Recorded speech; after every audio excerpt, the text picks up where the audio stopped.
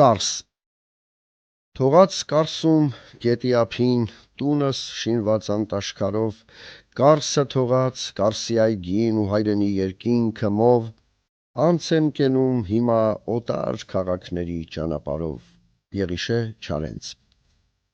Թեև Կարսի բերդը առաջին անգամ հիշատակվում է 9-րդ դարում, բայց հիմնադրվել է շատ ավելի վաղ։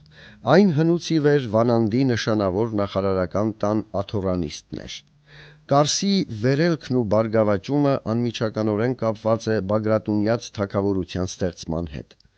Ունենալով ռազմական խոշոր նշանակություն, այն կարևոր պատվար էր բյուզանդական եւ արաբական հարձակումների դեմ, եւ բնական է, որ Հայաստանի անկախության թշնամիները ձգտում էին Կարսում անկայուն վիճակ ստեղծել։ Նրանց հրահրմամբ 888 թվականին նորաստեղծ թագավորության դեմ ապստամբեց Կարսի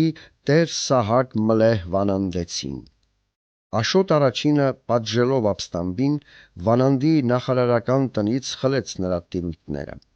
Կարսը դարձավ Աշոտ արքայի եղբոր, սպարապետ Աբաս Բագրատունու նստավայրը։ Նա ամրացրեց Կարսը եւ իր համար պալատ կառուցեց։ Որպես սպարապետի նստավայր Կարսում էր կենտրոնացած Բագրատունիների արքունի զորքը։ Աշոտ առաջինի մահից հետո Աբասը փորձեց իշխանությունը խլել իր եղբորորդի Սմբատից, բայց անհաջողության մատնվեց։ Երբ Թուխի ճակատամարտում Սմբատ առաջինի 60 հազարանոց բանակը պարտվեց, հայոց իշխանների ուժերը ցրվեցին։ Այս պատեհ առիթից օգտվեց Ատրպատականի Ամիրա Ափշինը, հսկայական բանակով Ուտիքի եւ Գուգարքի վրայով ներխուժեց Վրաստան ու դուրս եկավ հայոց թագավորության թիկունքը։ Հայ իշխանները ամրանալով բերդերում կատաղի դիմադրություն ցույց տվեցին թշնամուն։ Ափշինը 897 թվին մտավ Վանանդ, իսկ Սմբատ թագավորը ի վիճակի չլինելով հավաքել ցակ ու ցրիվ զորքը, ապաստանեց տայքում։ Ափշինը պաշարեց Կարսը, որտեղ ուրիշ ազնվազարմ տիկնանց հետ գտնվում էր հայոց թագուհին։ Այստեղ էին պահված նաև արքունի գանձերը։ Կարսի համառ դիմադրությունից հետո բերդապահ Հասան Գնթունին, հավատալով քաղաքի եւ նրա բնակիչների անվտանգության մասին Ափշինի տված երաշխիքներին, հանձնեց միջնաբերդը։ Երթմնազանցորեն գերելով թագուհուն եւ մյուս ազնվազարմ կանանց ու բերդապահ Հասան Գնթունուն, Ափշինը գնաց դվին։ Սմբատի եւ Ափշինի միջև հաշտությունը կնքվեց շատ ծանր գնով։ Նա հարկադրված էր մեծարժեք նվերներից բացի, որպես պատանդ Ափշինին հանձնել թագաժառանգ Աշոտին, իր եղբոր Սահակի որդի Սմբատին, իսկ մյուս եղբոր Շապուհի դստերն էլ կնության տալ նրան։ Ահա այս պայմանով հաջողվեց գերությունից ազատել թագուհուն եւ Հասան Գնթունուն։ Հետագայում Սմբատը ազատեց նաև Աշոտին, որը Սմբատ Բագրատունու ողբերգական մահից հետո հռչակվեց հայոց թագավոր։ Նա սպարապետ նշանակեց իր հավատարիմ զինակից Գևորգ Մարսպետունուն, իսկ իր եղբորը Աբասին իշխանած իշխան դարձնելով կարգեց Կարս քաղաքի կառավարիչ։ Աշոտ երկաթը մահացավ անժառանգ, ուստի թագավոր հռչակվեց Աբասը։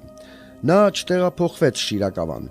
այլ մնալով Կարսում այն դարձրեց մայրաքաղաք։ Աբասի թագավորության տարիները համեմատաբար խաղաղ էին։ Արաբական խալիֆայությունը տրոհվել էր հաճախ իրար թշնամի ինքնուրույն պետությունների, մեծ եւ փոքր ամիրայությունների, իսկ բյուզանդական կայսրությունը կռվում էր ոչ միայն արաբների, այլև իր մյուս հարևանների հետ։ Բացի այդ, կայսրությունը ժամանակ առ ժամանակ ցնցվում էր ներքին ապստամբություններից ու գահակալական կռիվներից։ Այս ամենի շնորհիվ Հայաստանի համար ստեղծվել էին քիչ թե շատ նպաստավոր պայմաններ։ Իր նոր մայրաքաղաքում Աբասը լայն շինարարություն ծավալեց։ Թագավորական պալատներն ու այլ շինությունները գտնվում էին միջնաբերդում, որի շուրջն էլ հատկապես բլրի արևելյան լանջերին արդեն ձևավորվել էր քաղաքի միջուկը։ Աբասը Կարսագետի ափին կառուցում է նաև Սուրբ Առաքելոց մայր եկեղեցին։ Կանցնի 1000 տարի, եւ Եղիշե Չարենցն իր հայրենի քաղաքին նվիրված Երկիր Նայիրի վեպում այսպես կգրի. Առաքելոց եկեղեցին ամենամեծ ու ամենանվիրական հրաշալիքն է, զարդն է, զարմանքն է այդ հնամյա քաղաքի, եւ բացի նրանից չկա մի ուրիշ ավելի հմայիչ զարմանք քաղաքացիների համար։ Ինչ որ է հոգին մարմնի նկատմամբ, ինչ որ է ուղեղը, աչքը կամ սիրտը մարդու կազմվածքում, նույնն է առաքելոց եկեղեցին Նայիրյան այդ քաղաքում։ Երբ Աշոտ ողորմածը մայրաքաղաքը 961 թվականին փոխադրեց անի, Կարսի կառավարիչ նշանակվեց նրա եղբայր Մուշեղ Բագրատունին, որը 963 թվականին իրեն հռչակեց Կարսի թագավոր կառույց։ Նոր թագավորության տարածքը շուրջ 10,000 քառակուսի կիլոմետր էր եւ ընդգրկում էր 8 գավառ, որոնցից կենտրոնականը Վանանդն էր, որի անունով էլ երբեմն այն կոչվում էր Վանանդի թագավորություն։ Այն տնտեսապես ինքնուրույն շրջան էր։ Զարգացած էր երկրագործությունը, անասնապահությունը, այգեգործությունը։ Մեծրած լեռների անտառները տալիս էին շինափայտ, որի մի մասը արտահանվում էր։ Արտահանվում էին նաև հսկայական քանակությամբ ցորեն եւ աղ։ Պղնձի, արծաթի, արճճի, երկաթի հանքերի շնորհիվ զարգանում էր արհեստագործությունը։ Թագավորությունը պաշտպանված էր մի շարք ամրոցներով, որոնցից շատիկը գտնվելով առևտրական ճանապարհների վրա մաքսագանձման կարևոր կետ էր։ Աշոտ ողորմածի մահից հետո նրա եղբայրը Կարսի թագավոր Մուշեղը փորձեց տիրել Անիի գահին, բայց Անիի ավականին թագադրեց օրինական ժառանգորդին Սմբատ II-ին։ Բագրատունյաց կենտրոնական թագավորության եւ Կարսի միջև հիմնականում հաստատված էին բարիդրացիական հարաբերություններ։ Մուշեղին հաջորդեց նրա որդին Աբաս թագավորի թոռը Աբասը, որը գահ բարձրացավ իր ազգապետի հայոց Սմբատ II տիեզերակալի հրամանով։ Անիի Բագրատունիները համարվում էին Վասպուրականի, Սյունիքի, Խաչեն Փարիսոսի, Կարսի եւ Տաշիր ձորագետի թագավորների գահերից, իսկ վրաց Բագրատունիների նկատմամբ գերադաս դիրք ունեին եւ կրում էին շահնշահ, արքայից արքա, հայոց եւ վրաց Տիտղոսը։ Կարսի Աբաս թագավորին Ստեփանոս Ասողիկը այսպես է բնութագրում. Երբ հասավ թագավորական աթոռին, դարձավ շքեղ տղամարդ, հանճարով լի իմաստուն, համարվելով իմաստունների մեջ առաջինը։ Նա իր 45-ամյա գահակալության ընթացքում ոչ միայն խաղաղություն պահպանեց, այլև իր թագավորության մեջ վերացրեց գողությունն ու ավազակությունը։ Նա բարձրացրեց զինված ուժերի ռազմունակությունը եւ նույնիսկ զինվորական կարմիր համազգեստ մտցրեց։ Բացեց բազմաթիվ դպրոցներ, որտեղ սովորում էին նաեւ ռազմավարություն։ Կարսի թագավորությունը համեմատաբար խաղաղ էր նաեւ Աբասի որդու Գագիկ Կարսեցու օրոք։ Այդ նրան հիմնականում հաջողվեց շնորհիվ այն սերտ ազգակցական կապերի, որ ստեղծել էր ոչ միայն Բագրատունիների, Տաշիր ձորագետի Կյուրիկյանների եւ Վասպուրականի արծրույների, այլև վրաց Բագրատունիների հետ։ Նա ամուսնացած էր թագավոր Աբխազաց եւ վրաց Բագրատ IV-ի քրոջ հետ։ Երբ ընկավ Անիի Բագրատունյաց կենտրոնական թագավորությունը, հայ Բագրատունիների ավագ ներկայացուցիչը մնաց Գագիկ Կարսեցին, որը եւ ձևականորեն կրում էր շահնշահ Տիտղոսը։ Նա կատաղի պայքար մղեց օտար նվաճողների դեմ, ապահովելով Կարսի թագավորության անկախությունը։ 1053 թվականին Սելջուկ թուրքերի արշավանքի ընթացքում Տուղրիլ բեկի զորքերը հարձակվելով Հայաստանի վրա քրիստոնեական տոներից մեկի ժամանակ գրավեցին Կարսը։ Դեպքերի ժամանակակից պատմիչ Արիստակես Լաստիվերցին այսպես է նկարագրում. հանկարծակի վրա հասան անօրենների զորքերը, եւ որովհետև քաղաքը գիշերապահներ չուներ, ներս խուժելով սուրը քաշած անողորմաբար կոտորեցին բոլորին։ Մեծ ողբերի է արժանի այս պատմությունը։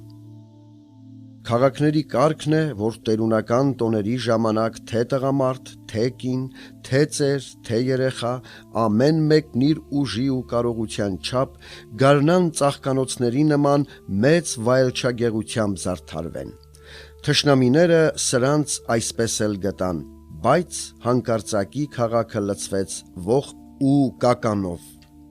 Զորքերն ամբողջ օրը մնալով այնտեղ կողոպտեցին ու քարուքան դարին տները, հետո կրակ տալով այրեցին քաղաքը, իսկ իրենք առնելով ավարն ու գերին գնացին իրենց երկիրը։ Հաջորդ տարի 1054 թվականին թուրք սելջուկները Տուղրիլի գլխավորությամբ անհամար զորքերով ու փղերով, կառքերով ու երիվարներով կրկին հարձակվեցին Հայաստան աշխարհի վրա, շատերին սպանեցին ու գերեցին, բայց երբ մտան Վանանդի սահմանները, նրանց դեմ իր իշխանների հետ դուրս եկավ Գագիկ Կարսեցին եւ շատերին կոտորեց, բայց շուտով վրա հասավ թշնամու զորքի ավելի մեծ խմբավորում։ Հայերը արյունահեղ կռվից արդեն հոգնել էին, եւ թշնամու թարմ ուժերին հանդիպելով պարտվեցին։ Հայ իշխաններից 30-ն ընկան այդ մարտում,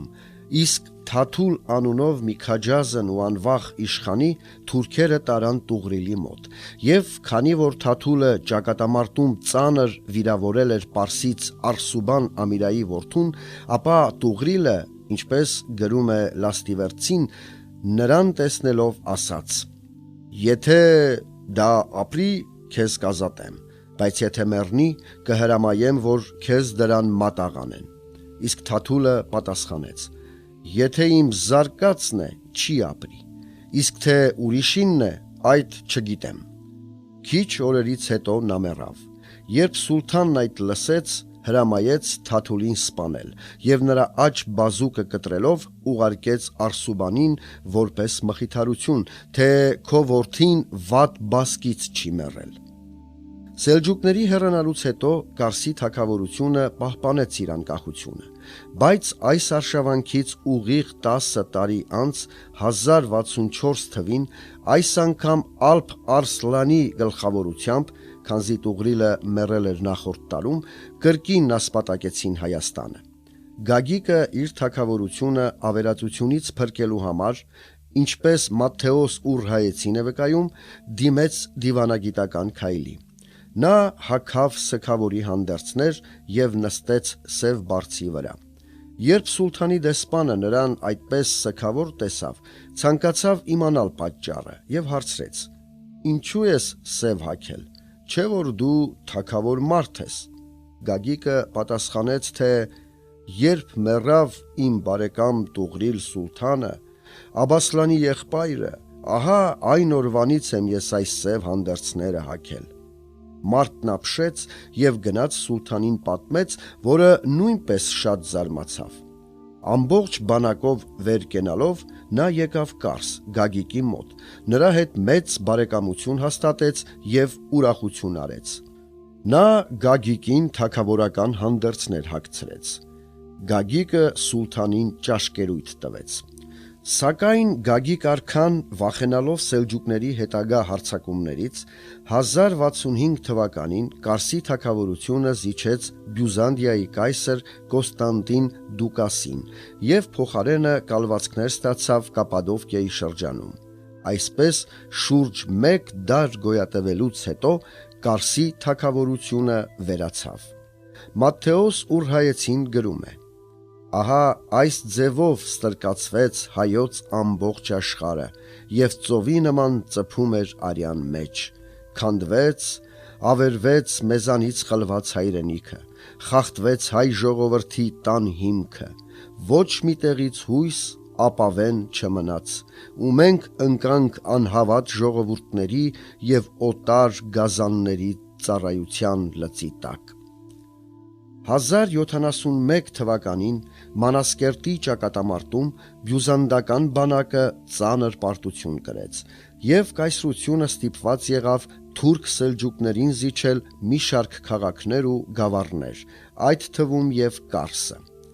Վրացիների եւ սելջուկների միջև տեղի ունեցած պատերազմների ընթացքում Կարսը ձեռքից ձեռք անցավ։ Վրաց Գեորգի թագավորի մահից հետո գահը ժառանգեց Թամար Թաքուհին։ 1206-1207 թվականներին հայ-վրացական միացյալ բանակը Զաքարյան եղբայրների գլխավորությամբ գրավեց Կարսը։ Այն միացվեց Վրաստանին և հանձնվեց Թամար Թաքուհու որդուն, իսկ հայկական մյուս մարզերը տրվեցին Զաքարյաններին որպես սեփականություն։ 11-ից 13-րդ դարերում Կարսը արհեստագործության և առևտրի խոշոր կենտրոն էր և կապված էր Անիի, Դվինի, Արծնի, Կարինի, Տփխիսի, Տրապիզոնի և այլ քաղաքների հետ։ Արաբ աշխարհագիր Յակուտը գրում է, որ Կարսից արտահանվել է մետաքս։ Ներսես Շնորհալին Կարսն անվանում է հոյակապ քաղաք և նշում, որ այնտեղ ապրում էին հմուտ արհեստավորներ ու վաճառականներ։ 11-րդ դարում Կարսում եղել է հոգևոր բարձրագույն դպրոց՝ վարդապետարան։ Ջալալ ադ-Դինը հարձակվելով Հայաստանի վրա 1226 թվին պաշարեց անին, այնուհետև, ինչպես կրկին Ալ-Ասիրն է վկայում, զորքի մի մասը ուղարկեց Կարս քաղաքը։ Դրանք երկուսն էլ այդ երկրի ամենաամուր և անառիկ բերդերից են։ Նա եկավ պաշարեց, կռիվ մղեց այնտեղ եղած զորքերի հետ։ Նա քարանետ մեքենաներ դրեց և համառ պայքար սկսեց երկուսի համար էլ։ Ուղիղ 10 տարի անց 1236 թվականին թաթար-մոնղոլները Չարմաղանի գլխավորությամբ արշավեցին Հայաստան և Վրաստան։ Գրավելով անին, բնակիչների մի մասին կոտորեցին, շատերին էլ գերեցին։ Կարսեցիները, ցանկանալով խուսափել անեցիների ճակատագրից, ընդառաջ գնացին ասպատակիչներին և նրանց սիրտը շահելու համար հոժարակամ մատուցեցին քաղաքի բանալիները։ Բայց որովհետև նրանք ավարի համար տոչորվում էին և ոչ ոքից երկյուղ չունեին, գրում է Կիրակոս Գանձակեցին, նույն աղետները նաև նրանց վրա թափեցին, ինչ որ Անիի հետ էին արել, ինչքի և ստացվածքի հափշտակություն բնակիչների կոտորած քաղաքի ավերում, անշքացրին նրա վայելչությունը, գերեվարեցին նրա բնակիչներին, սակավաթիվ սրիկաների թողեցին, հեռացան։ Հետո Հոռոմների սուլթանի զորքը եկավ, թաթարների կողմից ձերբազատվածներին ոչնչացրեց գերությամբ և սրով անխղճաբար։ Մեծահարուստ Խոջա Մուհամմեդ Շամս էդ-Դինը 1269 թվականին ամուսնանալով ավագ Զաքարյանի աղջկա հետ, որպես օժիտ ստացավ Կարս քաղաքը։ Վրաց Դավիթ թագավորի մահից հետո թագավոր հռչակվեց նրա անչափահաս որդին Դեմետրը։ Այդ պատճառով վրաց Աթաբեկ թագավորահայր նշանակվեց Մահանկամբերդի իշխան Սադուն Արծրունին, որը փաստորեն դարձավ երկրի կառավարիչ տերը։ Նա 1284-ից իր նստավայրը դարձրեց Կարսը։ Լենգթեմուրի երկրորդ արշավանքի ժամանակ 1394 թվին նրա հորդաները այլ քաղաքների հետ գրավեցին նաև Կարսը։ Նրա մահից հետո այն կռվախնձոր դարձավ Լենգթեմուրի հաջորդների ու թուրքմենական Կարա Կոյունլու և Ակ Կոյունլու ցեղերի միջև։ Համարյա ողջ 16-ից 17-րդ դարերում թուրքերն ու պարսիկները պայքարում էին Հայաստանին տիրելու համար։ Այդ ընթացքում Կարսը կարևոր ռազմակետ էր։ Թուրք սուլթան Սուլեյմանն առաջինը Կարսը նվաճելով ամրացրեց բերդը, սակայն Թահմաս շահը երկու անգամ գրավելով բերդը քանդեց, բայց հետո կրկին ստիպված եղավ զիջել թուրքերին։ 1555 թվականին կնքված համաձայնագրով Հայաստանը բաժանվեց Թուրքիայի և Պարսկաստանի միջև, իսկ Կարսի շրջանը հայտարարվեց չեզոք։ Այս համաձայնագիրը խախտելով 1578 թվականին Սուլթան Մուրադը վերականգնեց պարսիկների ավերած միջնաբերդն ու Կարսի բերդը։ Այն հարավային և արևելյան մասում ուներ կրկնակի պարիսպներ, իսկ քաղաքի 4 ծայրերում մեկական բարձր ու հզոր հրակնատավոր աշտարակ, որոնց վրա կային 12-րդ և հետագա դարերի հայերեն արձանագրություններ։ Պարիսպների բարձրությունը 10-ից 12 մետր էր, լայնությունը 1,5 մետր։ 17-րդ դարի թուրք ուղեգիր Էվլիա Չելեբին նշում է, որ Կարսի քարակոփ պարիսպներն ունեին երկաթե դարպասներ, 220 աշտարակներ, 2080 պատնեշ և պատվար։ Հետագայում Եղիշե Չարենցն այսպես է նկարագրել նրա ավերակները. Բերդից քարե այդ վիթխարի սնդուկի երկու կողքերից սկսվելով ծուռումուռ հսկա սապատավոր ուղտերի նման դեպի վար, դեպի քաղաքն են իջնում քաղաքի երբեմնի պարիսպների հիմիկվա մնացորդները։ Առաջ շատ հնում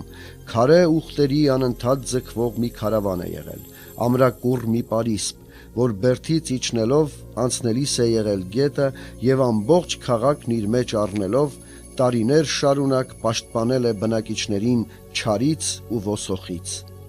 Բայց հիմա քարե այդ հսկա ուղտերի սապատներն են միայն ծուռ, կոշկոչ բլուրների նման տեղ-տեղ մնացել։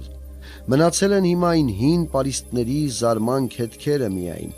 մեկն այնտեղ ահա Բերդի պատերին կպած, մյուսն այնտեղ գետեզերքին, մեկն էլ հեռուն քաղաքից դուրս։ Ամեն մեկը հիմա մամռապատ մի պատ է կատարյալ։ Չիմացողը կասի, ով է այս բլուրի քարերը հղկել, ազնվացրել և մամուռով պատել։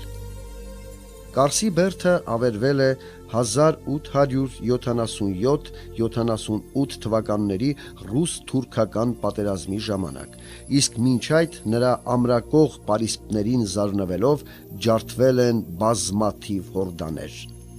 Շահ Աբասին հաջողվեց Կարսը գրավել միայն երկարատև պաշարումից հետո։ Հայերի բռնագաղթը Պարսկաստան նվազեցրեց ոչ միայն Արարատյան դաշտավայրի, այլև Կարսի և հարակից շրջանների հայերի թիվը։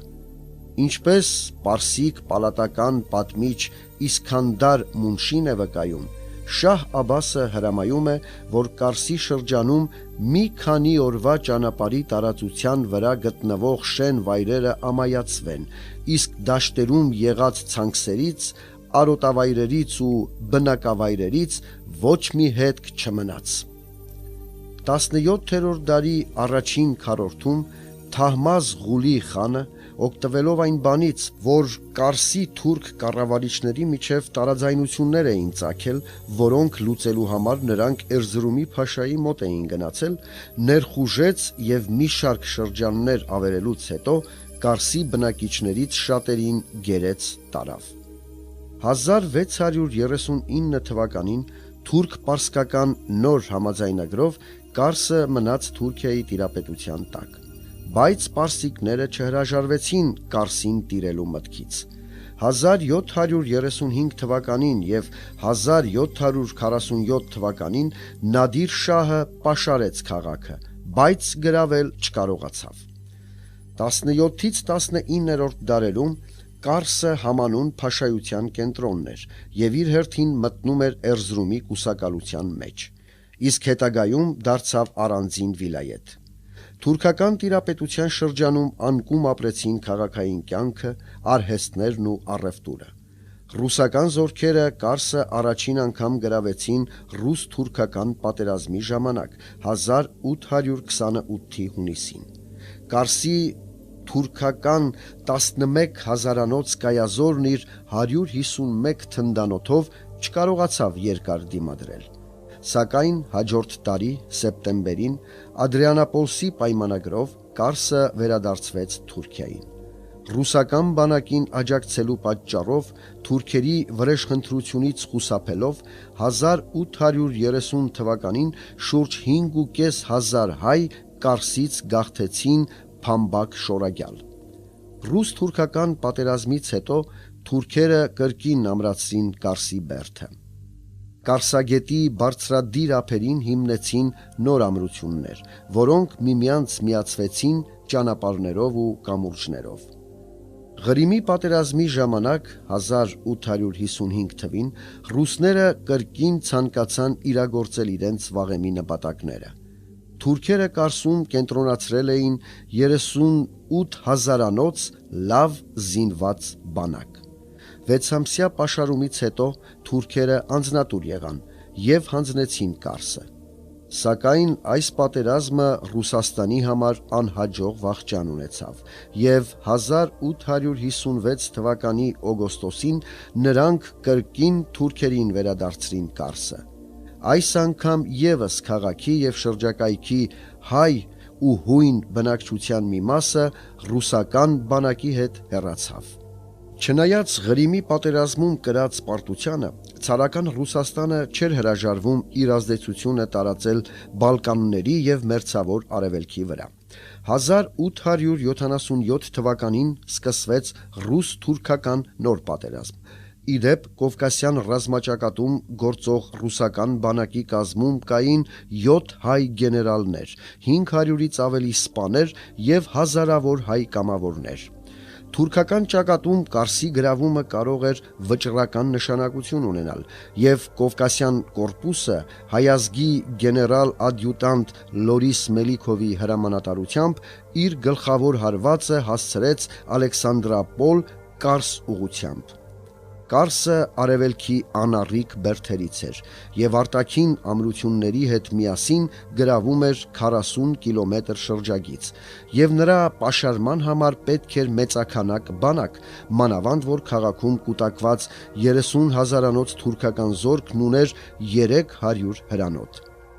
Որոշվեց այն գրավել հարձակումով եւ նոյեմբերի 18-ի լուսաբացին գեներալ Հովանես Լազարևի գրոհային ջոկատները հայ կամավորների աջակցությամբ ճեղքեցին թուրքերի պաշտպանական գիծը եւ մտան քաղաք։ Վերջապես Կարսը նվաճվեց։ Նրա գրավմանը աչքի ընկան նաեւ ռուսական բանակի հայազգի գեներալներ Լազարևը, Ալխազովը, Մելիքովը եւ շատ ուրիշներ։ Պատերազմի ավարտից հետո Ռուսաստանին միացված տարածքից ստեղծվեց Կարսի մարզ՝ Կարս, Օլթի, Արդահան եւ Կաղզվան օկրուգներով եւ գրավում էր մի հսկայական տարածք՝ շուրջ 19,000 քառակուսի կիլոմետր։ Այն կառավարում էր նահանգապետը։ Կարսը դարձավ համանուն մարզի կենտրոն, զարգացավ, ավելացավ բնակչության թիվը։ Մարզում բնակեցվեցին մեծ թվով ռուսներ, թուրքմեններ, հույներ, պարսիկներ, էստոնացիներ, գերմանացիներ եւ այլն։ Կարինից, Ալեքսանդրապոլից, Ախալցխայից, Ախալքալակից շատ հայեր գաղթելով Կարս նոր շունչ հաղորդեցին նրան։ Նախկինում Կարսը չէր կառուցապատվել ընդհանուր հատակագծով։ Փողոցները ծուռումուռ էին ու նեղ։ Դրանք իրար էին միացնում քաղաքի ու միջնաբերդի դարպասները, հատվելով ստեղծում անկանոն ձևերով հրապարակներ։ 19-րդ դարի սկզբներին քաղաքում կար շուրջ 3000 տուն։ 1812-ին Կարս այցելելով արևելագետ եւ դիվանագետ Ուիլյամ Աուզլեյը գրում է.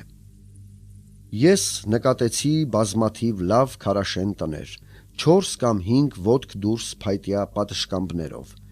Շրջափեղկերը նույնպես փայտյա էին, ինչպես նաև պատուհանների խաչաձևված մասերը, որոնցում շատ քիչ շապակի էր գործածած։ Շինարարական ընդհանուր ոճը այս քաղաքը դարձնում էր ավելի նման եվրոպական հին քաղաքներին։ Եթե մի քանի բարձր ծխնելույզներ լինեին, նմանությունը ավելի զորավոր պիտի լիներ։ Նրան լրացնելով անգլիացի նկարիչ Քեր Փորթերը 1819-ին գրում է. Բացի վեհ տեսքից, որ նշմարվում է հեռվից, նրա տպավորիչ միջնաբերդի դիրքի ու պարիսպների տարածության պատճառով տները մի քանի հարկ բարձր են թվում, մեծ մասամբ շինված քարից, տալով մասնավոր շքեղության մի կերպարանք։ Կարսի տների որոշ մասը դարավանդաձև դասավորված էր լեռան լանջին, միջնաբերդի ստորոտում, իսկ միջնաբերդը կարծես Կարսի թագավորությունից մնացած թագ լիներ քաղաքի գլխին։ Այնտեղ էր գտնվում դղյակաձև մի քանի հարկանի պալատը, որը պայթեցվեց 1829 թվականին։ Նրա մասին Եղիշե Չարենցը գրել է. Քաղաքի արևմտյան ծայրում վերը ժայռակուռ, դեղին բլուրի վրա խիստ խոժոռ, որպես արևելյան քարե մի բռնակալ բազմել է բերդը։ Ժայռե իր գահի աթոռի վրայից նայում է քաղաքին։ Քարե մի վիթխարի արկղ լինի կարծես, ծանր ընկել է վերից ու կախված մնացել է բլուրի վրա, նստել է ծանր ու հաստատ։ Այնտեղից բերդի ժայռակերտ պատնեշների վրայից իջնի պիտի մի օր, որպես երկաթե մի բռունցք, պիրկ անպարտ կորովը նայիրյան ցեղի, որպես երկաթե բռունցք իջնի պիտի մի օր թշնամու գլխին։ Բուն քաղաքի կամ բերդաքաղաքի շուրջն էին տարածված տարբեր ժամանակներում առաջացած 10 արվարձանները։ Դրանցից ամենամեծն ու կենտրոնականը Օրթակապուն էր, որը գտնվում էր Միջնաբերդից հարավ ընկած հարթավայրում։ Ռուսաստանին միացվելուց հետո այս արվարձանը հիմնովին վերակառուցվեց։ Դրան նպաստեց նաև այն, որ գրավվելուց մեկ տարի անց 1878 թվականի հունիսին հրդեհի պատճառով այն համարյա ամբողջովին այրվեց։ Մոխրակույտերի վերածվեցին շուրջ 200 կրպակ և արհեստանոց ու 1 կարավանատուն։ Կարսի կառուցապատման գլխավոր հատակագծով քաղաքի հետագա զարգացումը հիմնականում կապվեց այս արվարձանի հետ։ Կառուցվեցին մի հարկանի խանութներ, թիթեղյա տանիքներով երկհարկ և եռահարկ գեղեցիկ տներ, փողոցներում որոշ չափով անցկացվեց լուսավորություն։ Կենտրոնական փողոցները Ալեքսանդրյանն ու Լորիս Մելիքյանն էին։ Առաջինում կային բազմաթիվ խանութներ, վարչական, ուսումնական, հասարակական շենքեր և բնակելի տներ։ Իսկ Լորիս Մելիքյան փողոցի մասին Եղիշե Չարենցն իր հանրահայտ վեպում գրում է. «Քաղաքի առևտրական մասը Լորիս Մելիքյան կոչված փողոցն է, ուր երկու շարք կողք կողքի ձգված են ցածլիկ մի հարկանի խանութներ, երկար մինչև կայարան։ Քաղաքի ամենաբանուկ փողոցն է այդ և որպես այդպիսին ամենափոշոտն ու ամենացեխոտը։ Բայց քաղաքի առևտուրը միայն այս փողոցով չէր սահմանափակվում։ Հին փայտաշեն անկանոն շարված խանութներից ու կրպակներից բաղկացած նախկին շուկայի փոխարեն կառուցվեց ուղիղ միջանցքների երկու կողմերում տեղադրված քարաշեն խանութներով ու կրպակներով բարեկարգ շուկա։ Բացի այդ, Կարսում ամեն տարի կազմակերպվում էին տոնավաճառներ։ Այս բուռն շինարարությունից անմասն չմնացին նաև քաղաքի մյուս արվարձանները։ Նրանցում էլ կառուցվեցին նոր, ընդարձակ գեղեցիկ տներ։ Քաղաքի բաղնիքները հիմնականում գտնվում էին Կարսագետի աջ ափին։ Այդ ափին էր նաև քաղաքային զբոսայգին, ուր պատանեկան տարիներին հաճախ էր լինում Չարենցը։ Քաղաքի տարբեր մասերն իրար էին կապվում Կարսագետի վրա կառուցված 4-5 կամուրջների միջոցով։ Դրանցից ամենահինն ու ամենագեղեցիկը Վարդանի քարաշեն կամուրջն էր։ Մյուսներից մեկն ավերվել է 1880 թվականին, իսկ հին շուկայի մոտ գտնվող Փայտաշեն կամուրջը 1891-ին շարքից դուրս է եկել։ Չորրորդ կամուրջը, որ մետաղյա էր, կառուցվել է 1899 թվականին։ Այդ շրջանում Կարսում գործում էին 4 հայկական եկեղեցի։ 1915 թվականին կառուցվեց նաև 5-րդը։ Կային մեկական ռուսական և հունական եկեղեցիներ։ Կարսն ուներ նաև Իլյուզիոն և Տրիումֆ անուններով կինոթատրոններ և քաղաքային ակումբ։ Աշխուժանում էր նաև դպրոցական կյանքը։ Բացվում են մի քանի պետական դպրոցներ, արական և իգական ուսումնարաններ, գիմնազիա։ Բացի այդ, հայկական եկեղեցիներին կից գործում էին տղաների ու աղջիկների տարրական վարժարաններ, կային նաև մասնավոր ուսումնարաններ։ 1880-ական թվականներին նույնիսկ բացվեց մանկապարտեզ։ 1883 թվականից հրատարակվում էր Կարս շաբաթաթերթը։ Քաղաքի տնտեսական կյանքը բավականին աշխուժացավ, երբ 1899 թվականին ավարտվեց Թիֆլիս-Կարս շուրջ 300 կիլոմետր երկարության երկաթուղու շինարարությունը, որի վրա տարեկան աշխատում էր շուրջ 10,000 մարդ։ Հայերը զբաղվում էին առևտրով եւ արհեստներով, մասամբ երկրագործությամբ, անասնապահությամբ եւ մեղվաբուծությամբ։ Կարևոր արհեստներն էին դերձակությունը, կոշկակարությունը, քարտաշությունը, հյուսնությունը, թիթեղագործությունը, պղնձագործությունը, ոսկերչությունը։ 19-րդ դարի վերջերին քաղաքում կային 5 ալրաղաց, աղյուսի, օճառի եւ գարեջրի երկուական գործարաններ, սղոցարան, նաեւ գինու, օղու, կաշվի, կահույքի, կրի փոքր ձեռնարկություններ։ Զարգացած էին այգեգործությունը, բանջարաբուծությունը, ծխախոտագործությունը, շերամապահությունն ու մեղվապահությունը։ Կարսի մարզում լայնորեն մշակվում էին ցորեն, գարի, եգիպտացորեն, կարտոֆիլ, բրինձ, կորեկ։ Մարզում զբաղվում էին նաև անասնապահությամբ։ Կար 1 միլիոնից ավելի գլուխ անասուն։ Մինչև առաջին համաշխարհային պատերազմը շարունակվում էր զարգանալ Կարսի տնտեսական մշակութային կյանքը։ Այդ շրջանում մարզի 5 քաղաքներում եւ 85 հայկական գյուղերում բնակվում էին շուրջ 130,000 հայեր, իսկ Կարս քաղաքն ուներ ավելի քան 12,000 բնակիչ,